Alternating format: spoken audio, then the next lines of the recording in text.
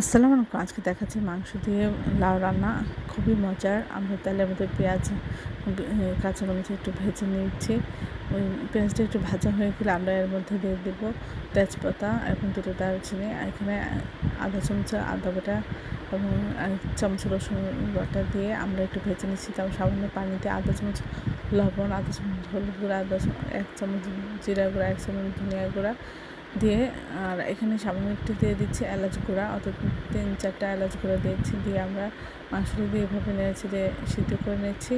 আমরা প্রথমে খুব ভালো করে সিদ্ধ করে কষিয়ে নিয়ে তারপর লাউটা এর মধ্যে দিয়ে অনেকক্ষণ ধরে একটু কষাবো।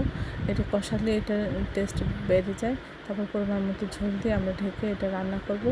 সব কিছু ঠিক থাকলে আমরা এটা চেখে দেখলে সব ঠিক থাকলে নামিয়ে পরিবেশন করব।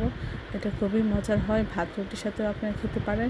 এই রেসিপিটা আশা করি একবার হলেও ট্রাই করবেন। সবাই আমার চ্যানেলটি লাইক এবং শেয়ার দেবেন, সাবস্ক্রাইব করবেন এবং প্রিয়জনকে বেশি বেশি করে শেয়ার দেবেন। আমার চ্যানেলে সব রকম রান্নার রেসিপিটা আছে। আশা